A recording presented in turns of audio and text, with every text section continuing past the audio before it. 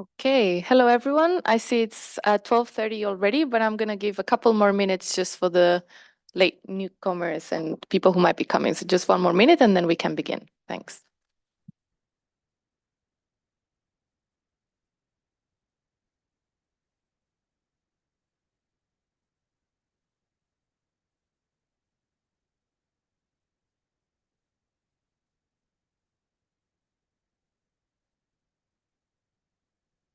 Okay, I think we can begin. Hopefully our faces do not look very much terrified. But as I was telling my dear speakers, we are amongst friends, so there's nothing we should be worried about. So welcome everyone. Good morning. Welcome to the Building Bridges for Land, episode number 8, or BBL. My name is Paula and I work at the G20 Global Land Initiative and I'm program officer there. And today I'll be moderating today's session. And joining me, I have a fantastic panel of speakers. We have online Mr. Seal Geida joining from Nairobi. I don't know if you can manage to turn your camera on and wave to the crowd. Let's see if it works, but if not, that's also okay. Here we go. Hi, Zeal. Hello. Good morning.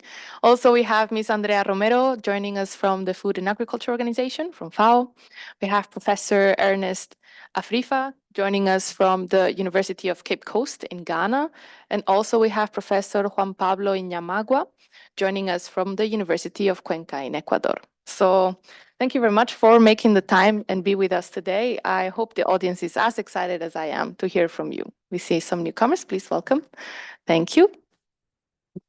Now, today is a very special day. We are launching a brand new course, a course for universities titled Trigger Change, Innovative Sustainable Agricultural Solutions for Land Restoration. The way we are going to structure today's session is I'll provide a little bit more details about this course, what is the structure, what is the objectives, a little bit more about the G20 activities also relating to youth. And after that, I'll pass the floor to the speakers. They will provide an overview of the work that they do in their different work and universities, and also their experiences in creating this course and why is this course unique and special and why should professors take this on into their curricula.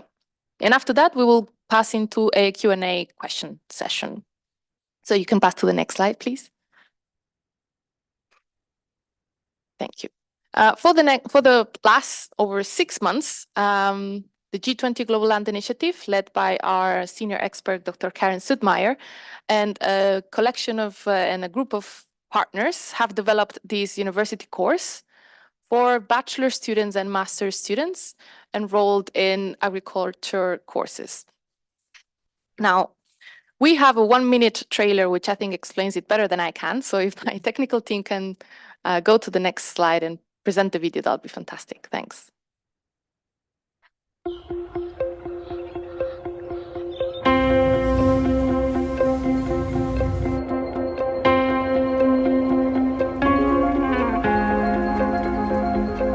In a world grappling with land degradation, a new global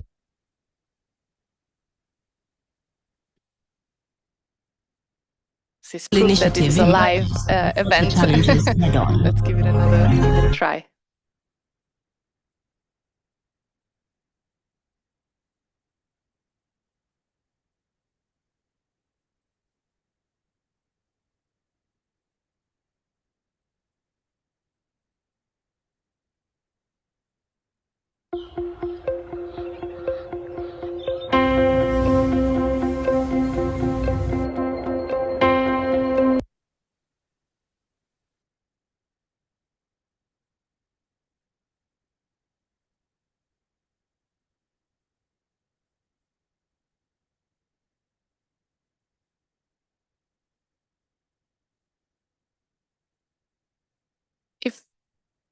If the audio is not working, we can still move on and I'll present it in the next slides, and that's also okay. But if you want to watch this trailer, which is a fantastic video, you can see it in our YouTube channel, the G20 Global Land Initiative handle. So you can pass to the next slide, please.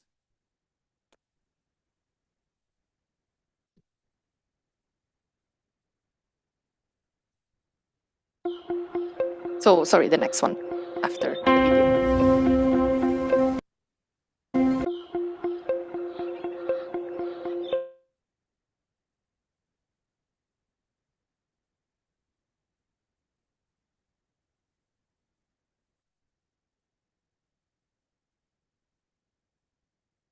Anyway, well, they put this up. So why did we decide? Why did the G20 Global Land Initiative decide to create this university course on agriculture and land restoration? So as some of you may know, the G20 Global Land Initiative was created under the Saudi Arabia presidency, and we have a big ambition to restore 50% of degraded land by 2040. Now, this is a massive goal that we have at hand, and how are we going to do this? We cannot do this without skilled people who is able to undertake that land restoration and have that skill set, that knowledge, that technical expertise in order to take action and take this into implementation. And now we have the audio, but it's already too late. So we are now moving on. Next slide, please. I feel like our technical team is having a heart attack right now, but it's okay. Yes, so how do we build this community of practice? How do we build this group of individuals who have the technical expertise and all of that? So the G20 Global Land Initiative has capacity building at its core. We have one vision, and that is to reach to 1 million graduates over the next 10 years. And we also have a vision to reach to another 1 million learners, so not necessarily from university, but other people who want to learn about land restoration in the next 10 years. Next slide, please. We realize that the education system does not necessarily produce experts or supervisors or technicians that can undertake land restoration. Next. And that's why Dr. Karen Sudmeyer and all of the different partners that you can see in your screen decided to join forces and create this course. So it has been peer reviewed, and over the period of 6 months, they have worked intensively to create this product. Next slide, please. So how does it look like? So it's 48 hours of in-class teaching. So it's modular. We have 5 different modules. In summary, the first one, overview about land, landscapes, and society. The second one on agricultural approaches to sustainable land management. The third one focuses on tools and technologies, such as assessment and monitoring. The fourth one, talking about decision-making tools and governance. And the last one, innovation and startups. So it's flexible. Professors at university can decide to take all of them, can decide to take one module and integrate it into the course that they're already teaching, or they can have the flexibility as they want. Next slide, please. And it's not only about lectures. It also contains case studies and other activities in which students can interact and gain different types of skill sets, such as exercises, interactive discussions, and other ways that we can make this a more holistic learning system. And it is available to all university professors of agricultural programs worldwide. Next slide. So this is linked, especially the last module, module number 5, speaks about innovation and startups, because once we have a group of people that have the technical knowledge into how we can do large restoration at scale, but who's going to implement it? Who's going to do it? And we also realize that the possibility for us is to promote young entrepreneurs. So we need people on the ground who are able to do this. So we have a vision to encourage or train over 10,000 new ecopreneurs over the next 10 years as well. Next slide, please. So we partner with the International Trade Center, and we created a 1-year program where we select 100 new businesses this year only, in 2024, and we mentor them and we train them and we give them master classes on patents and intellectual property and how to build their business case and their marketing strategies to make sure that they're successful. And hopefully in the next few years, we can see not only 100, but we can see over 10,000 young businesses who are focusing on land. And this is the mind shift we want to achieve, that young people can see land as a land of opportunities and as a place where it's exciting to go and work. And it does not necessarily need to be rural work, but it can be very techy, or they can make whatever they want out of this. Next slide, please. Yeah, so there's a land category, a land restoration category, and the applications run until the 1st of April. So I think I've spoken enough, and I will now like to pass the floor to our first speaker, who I know is remotely joining, but because we weren't sure about the connection issues, he has recorded his intervention. So let's hear from him, and hopefully the audio works. Hello everyone, my name is Zil Gada. I'm currently based in Kitale, Kenya, a small farming town near the Ugandan border. I hold a bachelor's degree in ecological and environmental science with management from the University of Edinburgh, where I graduated from in July last year. During my degree program, I had the opportunity to explore ecological and environmental issues and understand how human pressures are changing our planet. For example, my final year dissertation explored the impact of climate change on farming practices and farmers' willingness to continue cultivating maize in Trans Nzoia County, Kenya. This was a test for me to see whether agriculture is something I would be interested in as a future career. This led me to apply for an internship at the G20 GLI. I mainly contributed to the capacity building team, where I helped in the development of this global agriculture course. However, I believe that I was invited to speak at the course launch not because I'm an intern, but because I bring a unique perspective of a recent environmental science graduate who is exploring a career in the agriculture industry. Firstly, the perspective of an ecologist that wants to understand the relationship between the organisms and the environment in an agricultural context. While developing the course, I carried out extensive research on the topic and came across fascinating information. For instance, in Malawi, the planting of indigenous acacia trees, renowned for their nitrogen-fixing ability, has significantly boosted yields of crops such as maize. Some studies even report an increase of up to 280% in output. Secondly, the micro scale. The course is focusing on land restoration. Therefore, the obvious question is, restoration at what scale? As an individual who wants to learn about sustainable agriculture that will eventually lead to land restoration, I was impressed to be a part of multiple discussions between the course partners regarding scale. The course teaches students about innovative sustainable agriculture solutions at the farm level, because without change at the farm level, there cannot be change at the landscape level. Lastly, the perspective of graduate environmental scientists. This weekend, a dear friend and I had a critical conversation about how a course focused on restoration can really help the current environmental science industry and create future restorers. We had an example of how monitoring restoration projects is very important to increase investment into an upcoming industry. Therefore, in conclusion, I consider this course an excellent stepping stone for someone like myself who seeks to delve into the agriculture industry and establish a farm that is not only profitable, but also prioritizes sustainability. Thank you very much. I think we can give Zil a round of applause. And he's available online, so feel free to ask questions as well directed to Zil. We'll try to connect so that he My name is Zil Gada. Provide the answers directly. So up next, I'd like to present our second speaker, Ms. Andrea Romero, who holds a bachelor degree in forest engineering and a master's in forest and nature conservation. Currently working at FAO and facilitator of the task force on best practices for the UN Decade on Ecosystem Restoration. But she will explain a bit more about her role in knowledge dissemination, capacity development at the global level. So over to you, Andrea. Thanks so much. Thanks so much, Paula, and good afternoon, everybody. I'm very pleased to be here today and be part of this session.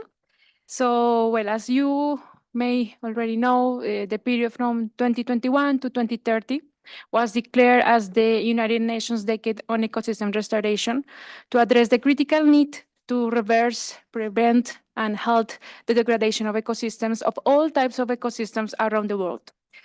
To that end, the Food and Agriculture Organization of the United Nations and the United Nations Environment Programme, FAO and UNEP, were invited to co-lead this decade. And from FAO's perspective, from the mandate of FAO, the restoration of productive systems of agricultural lands is critically important, considering that the mandate of address hunger, poverty, and malnutrition. So that's really a priority within the agenda of FAO, and especially considering that 1/3 of agricultural lands are degraded. So in this role, considering this mandate and this co-leading role of FAO, FAO established 2 task forces to support the implementation of the decade, and I'm here on behalf of, as Paula mentioned, of one of them, that is the Task Force on Best Practices. So this task force was established to address this barrier that in the strategy of the decade, there are several barriers identified to achieve the mission of the decade. One of these is the lack or the insufficient technical capacity to restore all types of ecosystems in an effective way. So the task force was established to help address that barrier, to overcome that barrier, help overcome that barrier. And the task force is led by FAO, but is actually a collective effort of more than 200 organizations. And the task force has developed several products, but the particularly relevant for this topic is a global capacity knowledge and learning action plan that was developed and published in 2022, well, published actually last year. We are starting with the implementation of that plan, and this course is already contributing, is a critical element contributing to the implementation of that plan. I would like to highlight some of the, now talking about the course in this global context, I would like to highlight from my perspective, from the nice opportunity that I had to participate to help and support the development of this course. I would like to highlight some of the elements that I consider very attractive or interesting. So the first one is that it's aligned and reflect very well the vision and the principles of the United Nations Decade on Ecosystem Restoration. And you can see that very well reflected mostly in Module 1 and 2. Second, that the main audience of the course is, well, one of the main audiences are professors. And then the course was designed by professors. And I think that was critical to address and make sure that the course is aligned and respond to the needs and the challenges that professors face to integrate new content in existing programs. So I think that was a key element. And a third element is that the course also in the content, especially in Module 4 and Module 5, address the tools for decision making and the business model based on restoration, which are elements that we identified as gaps, because for the basis for this capacity global action plan was a capacity needs assessment that we conducted, and in that assessment we identified as a gap that topics related to finance and the business model of restoration, plus some decision-making tools on the benefits and costs of the different restoration activities were not fully included in some of the courses. So this course is really addressing that. So I think that I consider those are some of the many key elements very interesting and attractive for this course. Thank you so much. Thank you very much, Andrea. Thank you. I take the opportunity to remind the audience, especially those online, that you can ask your questions using the chat option in your Zoom. So don't hesitate and write all of the questions that you might have for Andrea or for any of the other speakers. So up next, we have, I'd like to introduce Professor Juan Pablo Iñamagua. He is assistant professor at the Faculty of Agricultural Science in the Universidad de Cuenca in Ecuador. His research focuses on monitoring ecosystem services in agricultural landscapes and the design of agroforestry systems and restoration practices. So his work, the work that you've carried, is around the South Andes and the Amazon region of Ecuador. So today, Pablo, I pass the floor over to you. Thank you. Hola a todos y todas. Thanks, Paula, for the opportunity. So I come from Universidad de Cuenca in Ecuador. Just to mention, this year for us is the year of sustainability. So this is like a perfect match for us because it gives us an opportunity to show what our university is doing and contributing in, in this global goal that we have to achieve sustainability. Paul already mentioned what I do at my uni, so I would like to share a bit of what has been my experience in this course. I think first has been a really enriching experience because when, in previous times when you see materials that have been developed by these international institutions, I always wonder how these were built. But now participating in this curriculum, I can see that it has been is not, the aim is not just to have a global outreach, but also the participation is we are professors, are researchers from different institutes around the world, and you can see that the course has this the experience from different parts of the world. And as Andrea was mentioning, is the perspective from professors and how we can contribute to improve this goal of achieving sustainability in agricultural landscapes. So I think that is it's a really important opportunity, not only for students but professors to improve the way we address these issues, that very important issues.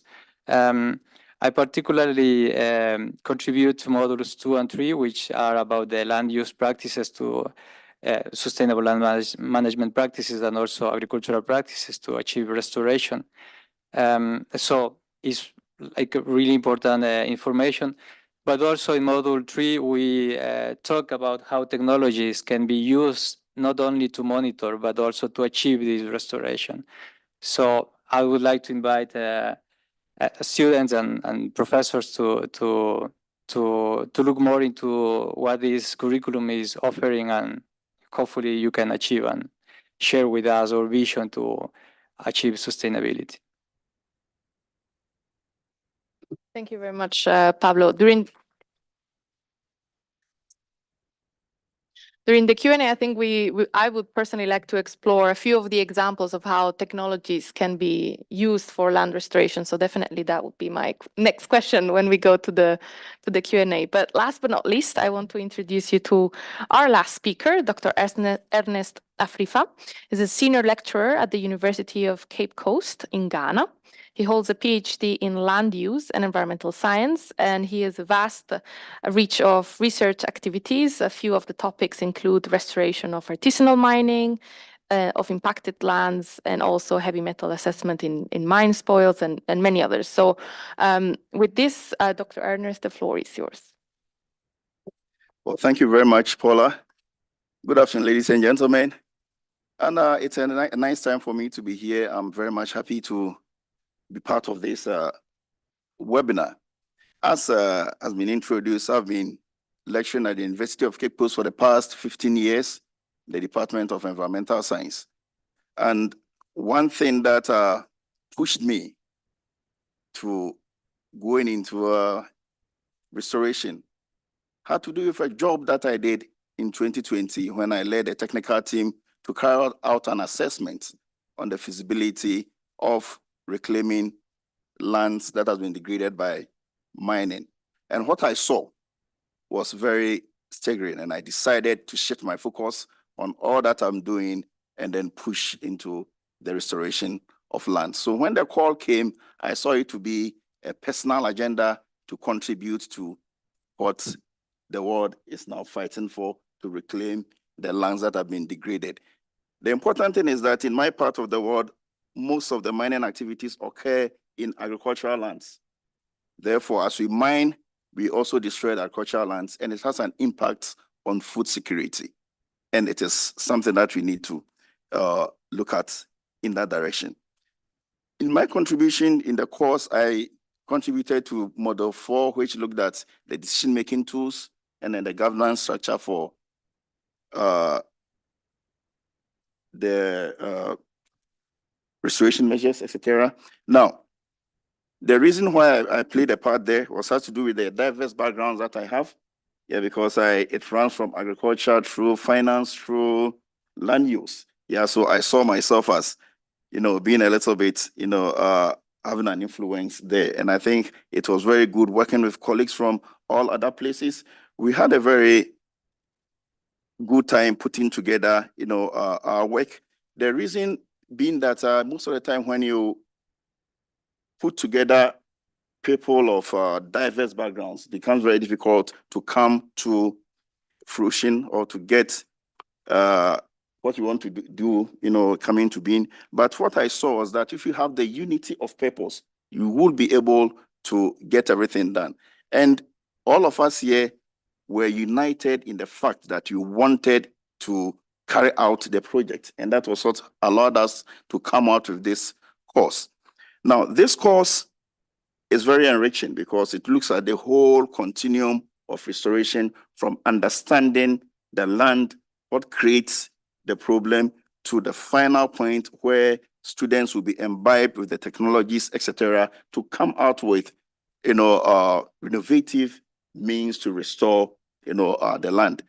It gives students the ability to explore using technologies, etc., to come out with startups that will be able to contribute to the restoration processes that we are all fighting for. One thing that I find very good about the program was the fact that students will be allowed to pitch their projects, etc., their designs. And it is very good. It is different from all the other programs that has been done.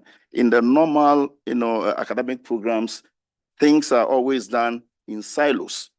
But for this one, it is looking at things from a systematic point of view. So this course really relies on systems thinking, unlike thinking in silos. And you could see that the models from model 1 to model 4 tells a very beautiful story, a story that keeps you in suspense, that when you start from model 1, you will not want to leave it without going to model 2 and then getting to the final end for you to understand what is going on. So I see this to be a creative program that professors can sign on to, inculcate into their programs, and then help increase the critical level of knowledge in students for restoration to move on.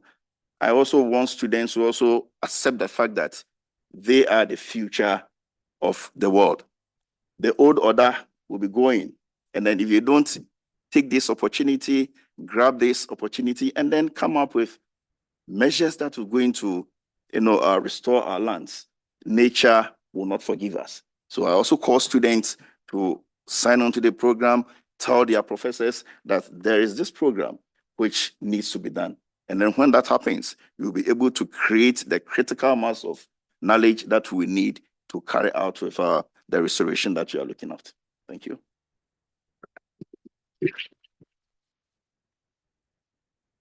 Thank you very much, Ernest. This is the perfect reflection and the perfect transition for the Q&A, because my first question that I wanted to gather from you is like, what makes this course special or different for any other courses? And you have already given your thought, but I wanted to ask Pablo and Andrea, what are your thoughts? So why is this course different from any other, and why should professors take this on board? I think what makes unique and attractive this course is what I have mentioned. This is a collaborative effort. Of course, it's led by the UNCCD, but also it tries to bring the focus into the realities of all different realities. So I come from the global south. I somehow representing the Latin America. So I haven't mentioned, but the course all have study cases that are around the world. So the students and the professors, of course, will have the opportunity to choose between those different study cases that could reflect in a better way their realities. And also, I didn't mention, but I say hello in Spanish because the course is going to be translated to different languages. So that is removing this huge language barrier that usually we find in these international efforts. Andrea? If also I could complement, and also building on what I already mentioned, some of the elements that I mentioned. I mentioned one that was that the course was developed by professors and to address these challenges of how to integrate new content in existing programs. And I think one particularly very attractive aspect of this course is that it's very flexible, it's modular, and professors can take one module, can take the whole course, one module, or even specific lessons, modules, or particular content that complements what they are doing. So I think that really that flexible approach is really critical and really helps professors instead of making things more complicated. Yes, I agree. When I was talking to you colleagues, I was thinking the first thing I thought is like, changing the curriculum in my university, where I come from in Spain, is very, very difficult. And I was like, yeah, this is not going to happen. However, if there's this flexibility where professors can integrate certain parts into their course, that it's already been approved and you don't need to go to the board or the dean to get that authorization, then it makes things easier and a slow progress into integrating slowly more and more content into this. So now I'll open the floor, the questions to the floor. If there is anyone present that has any questions, feel free to raise your hands and you can take the microphone, present yourselves, and also say who in the panel you would like to address your question. As well, I have with me my colleague Ilan, who is monitoring the online questions as well. So if there's none from the floor, okay, I see one at the back. So over to you. I also have a question regarding this modularity of the course. I understand this course is primarily starting from agriculture and aimed at an agricultural faculty. But which other faculty in universities this could be an appropriate course? Would it be forestry, for example, or could it be business, especially the segment where we are talking about startups and technology? So I would like to know what would be your recommendation, and I would like to hear from all of you which other faculty we could target from the modularity point of view. Thank you. Perhaps to switch the order, we can start now from left to right. So Andrea, if you want to go ahead. Yes, I think that will be, we were actually discussing also with the group that aspect. And I think that will be very important and is possible. From my personal opinion, I have a background on forestry, and I would have loved to have the opportunity to have courses that really complement and give you this more holistic perspective. So I think opening that possibility will be very, very relevant. And I think people outside the agricultural sector, like for instance, the forestry sector, will be very happy or interested in having this course, because when you think about restoration at the landscape perspective, you don't only restore forests, no, but you also need to think about value chains, income, livelihoods for local communities, and that normally results from the combination of both. So that will be my opinion. Yeah, I also see that it can be related to the environmental section, the Department of Environmental Science, because we do a lot in degradation, etc. So we need to be imbibed with this knowledge to know what is causing the degradation, the various aspects of the restoration. Now, in terms of the financing aspect, I think the business section can also come in. The School of Business is finance, etc. For us to know the modes of financing, how to source the finance, even when it comes to the development of the business plans, etc., you need an input from the financial section. So the business schools can come in, the environmental science departments can also, come in, and in other areas, natural resource development, etc., can all, be roped into it to make it a very holistic thing. Yeah. Just to add to that, when you asked this question, I immediately thought in Module 3, because we talk about monitoring and the need of technology. So although this course is addressed to agricultural science, I think specifically this module will be really interesting for people in other areas completely different, like, electronics and systems, because it gives you a glimpse of how technology can be used to support the restoration activities. So yeah, I think it will be at least interesting for them to know this connection between technology and restoration. Thank you. I would like to take up on that. And can you give us a few of the examples of technologies that can be used for land restoration? Like nowadays, the world is talking about AI and ChatGPT and all of these applications and Sora. So I would like to hear from you a few of the examples about how technology can help in land restoration. Yes, so when we discuss about restoration activities, one of the main gaps or barriers is actually how we monitor this, how we are sure that the things that we are doing are actually working or not. Sometimes it's a trial and error. So In this module, we address different technologies like Internet of Things and use of drones. We have had several discussions in the groups trying to see what can be used. Sometimes the costs of these technologies can be a barrier for implementation, but right now drones are relatively affordable for any place, and this is just one of the examples. Like, you can use drones to monitor how well or bad are your restoration practices are doing. Yeah, thank you very much. Now I'd like to pass the floor to Ilan for some of the online questions. This is a question from an anonymous attendee, but I think, Ernest, I'm going to start with you. How do you respond to claims that restoration slows down economic growth, especially in the context of very poor developing countries?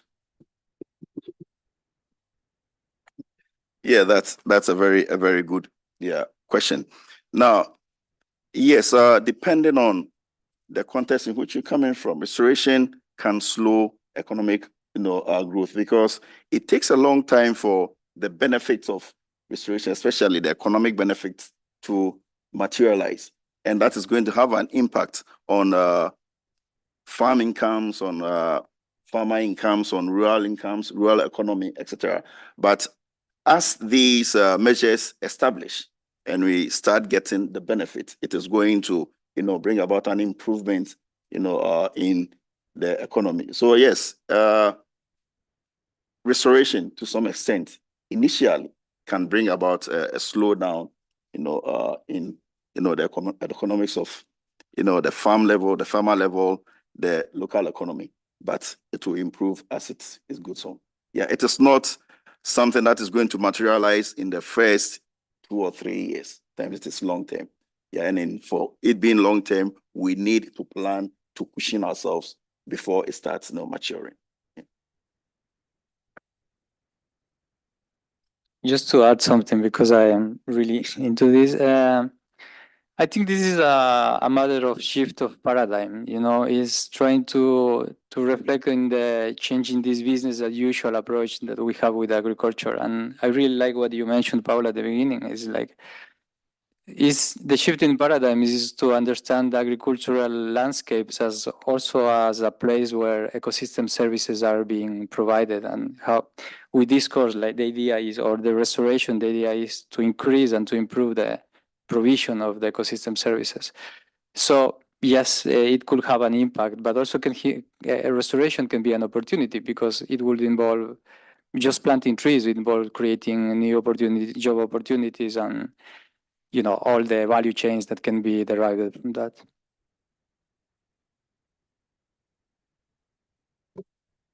Again, I think this one can be all three, but maybe we start from this end.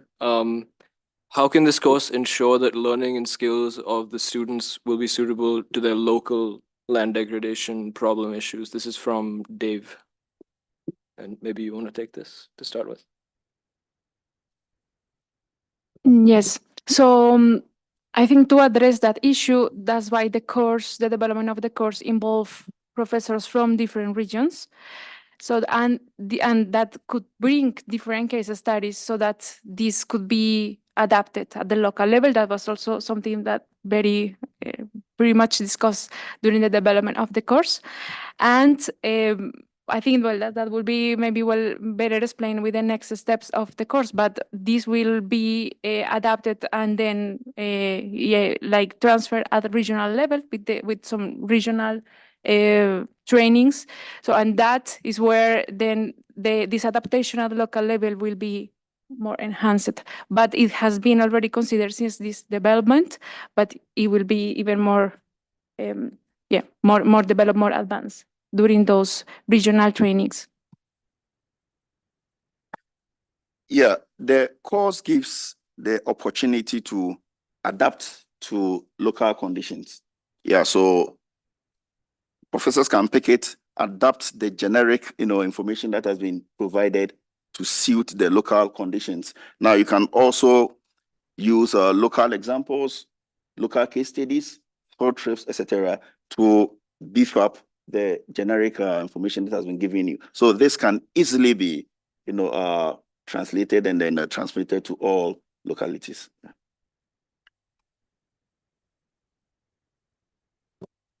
Thank you very much. I wanted to pass the floor to our colleague Seal online, because I think he can hear us. And I have a question. I want to gather your perspective on the students that are listening to us who come from different universities. What can they do? How can they approach their university faculties, their professors? What arguments should they take in order for them to make the case that we should have this in our curriculum? How would you advise that they do this? Thank you very much, Paula, for the question.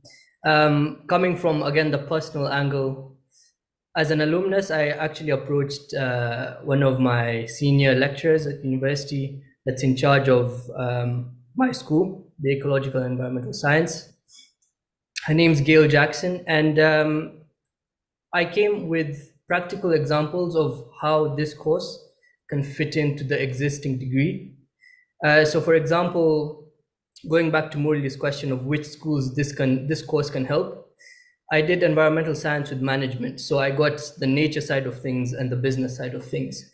So we have courses such as natural resource management, where this course fits perfectly because you start off with land degradation introduction in module 1 and end up creating a business plan in module 5.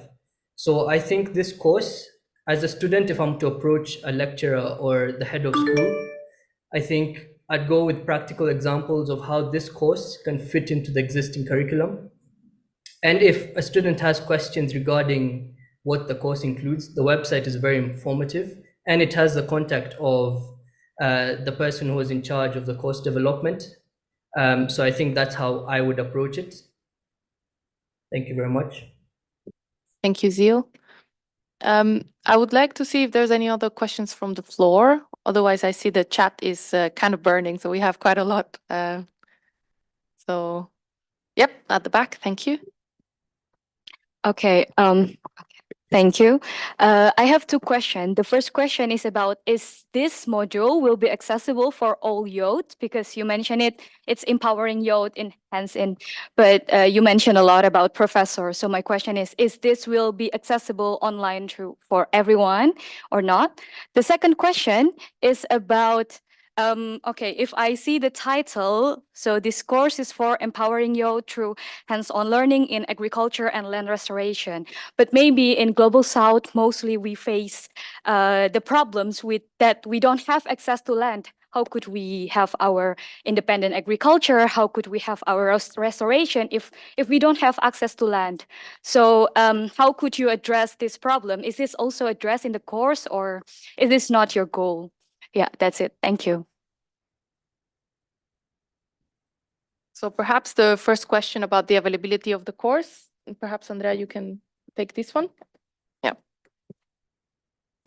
Yes, so the course, the main target, of course, is our young students, but the materials will be transferred directly to professors. So there is I think that will be explained later, like how is the procedure for professors to get the materials and to integrate them into the existing curricula. Then students, the role of students is to really convince them or encourage them when they are when they are not aware of the existence of this course to facilitate that integration. Yes, that is correct. And also to add, so right now the course is, again, for professors to request and we provide them the materials. But in the future, we are looking into ways in which we can also transform this course, maybe do a MOOC, massive open course.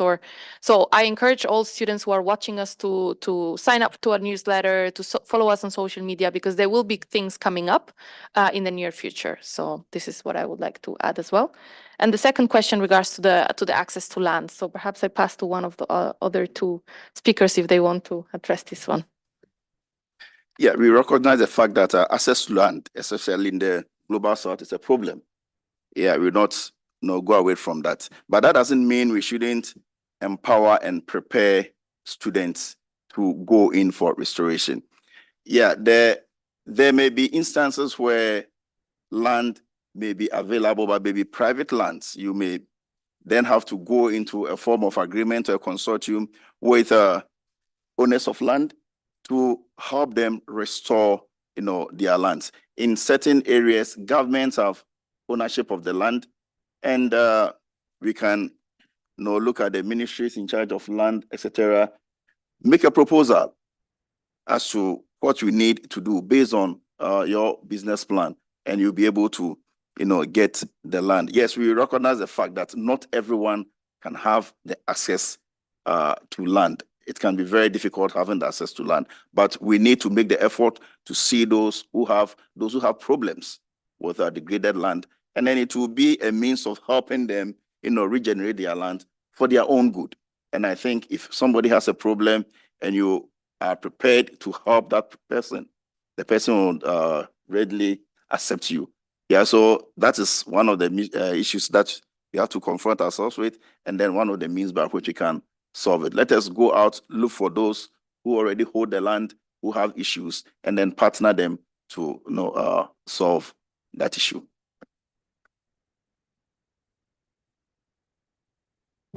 Okay, so over to you, Ilan. We have another question from the chat from Manal, who says, it seems like being a student or having some knowledge on the sector is a prerequisite. And how can non-students and other youth like me who don't have a background in environmental science or agriculture make the most of such resources? So I guess how interdisciplinary is the course? And maybe we start with Juan, if you're okay taking this one. Difficult question. No, this curriculum is very interdisciplinary. It's just that we focus on the agricultural landscapes and how to achieve restoration through these agricultural practices. But as I mentioned before, the different modules offer opportunities for different students of different careers that are interested and see an opportunity in restoration to take the course, of course.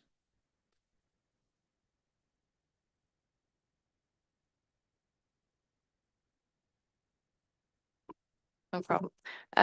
Okay, so any further questions from the floor? I think it would be great to show the video clip at some point, but one question, yep. I have a question. My name is Karen Sudmeyer, so I'm with G20 Global Land Initiative and course coordinator. I have a question for Dr. Ernest and Dr. Juan. How you're planning on incorporating the entire course into your curriculum? How difficult was it for you to convince your dean or your chancellor that this is a good course and that you're already going to implement it this year? And how usual do you think that is to be able to incorporate an entire course already from the first year of its being launched? Over to you. So this is good timing for us because this year is for Universidad de Cuenca is the year of sustainability, and besides this course, there is the uni is offering other open courses for the entire community, not just for agricultural students. So it hasn't been difficult, I have to be honest.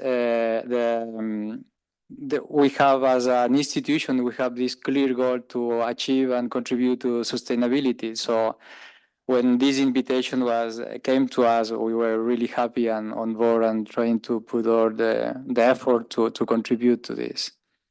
So yeah, we expect big results, of course, because I forgot to mention before, but this is one of the really nice and first examples, at least for me, to see how you can take one idea and to make it, is to add another goal in the career. It usually is not in the goals that you have in one agricultural class, that is to try to restore land. So for me, this is really impressive.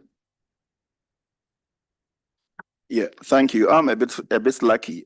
In my institution, every 5 years we review our curriculum, and this year we are reviewing the curriculum. And the good thing is, I am the head of my department. Yeah, so I'm going to lead the curriculum review, and I've already primed the minds of my colleagues that there's a new course that has been developed is very good, and we need to, introduce our students to it. We are also trying to design a new program in reclamation. So we see this to be a platform where we can, launch ourselves. So in my area, I think I'm very fortunate because in a certain area, I call the shots a little bit. So I can, push it in, and then we take it on from there. Yeah, so it is through the curriculum review and the fact that I can push things where I'm sitting. Great. This is great. We can take you as, the example, right? So when other universities are trying to push for this curriculum, we can bring you as, they're doing it and it's running perfectly fine and it's great. So luckily we have you too fully taking it on board in your universities, which is great. I think we can give it another try at showing the trailer, the video trailer. So if my colleagues can put that up, then we can take some more questions, but I think my colleagues are ready for it. So let's do it.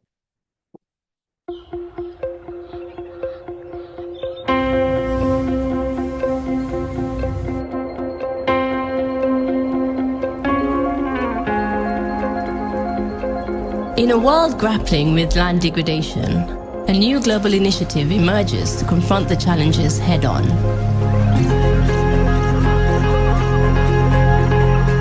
Introducing a university course for students eager to transform agriculture from a source of degradation to an opportunity for restoration. Designed to promote innovative, sustainable agriculture solutions for land restoration. This course will inspire a new generation of land restorers while creating business opportunities. Trigger Change, Innovative Sustainable Agriculture Solutions for Land Restoration. A cutting-edge university course available to professors and lecturers worldwide.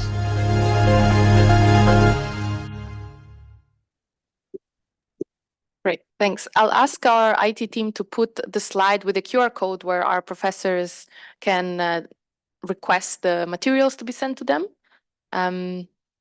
So that way it's also on the screen.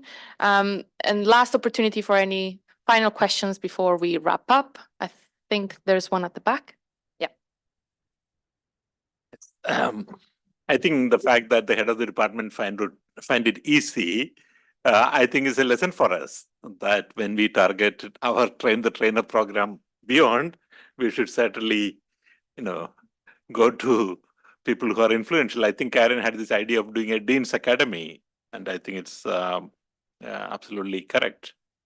My question is there a way in which we can prompt the demand from the student side? Is there a way in which we can market it among students, and how easy it is if the students were to request the faculty to then take it at least as an elective, not necessarily a core course? How does it work in your institutions?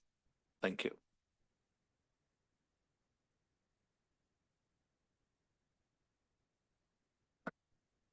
Yes, in my institution, we have student unions, student bodies for various study groups. So it can be a luncheon pad. We can introduce the students, to that through maybe the trailer that we have, through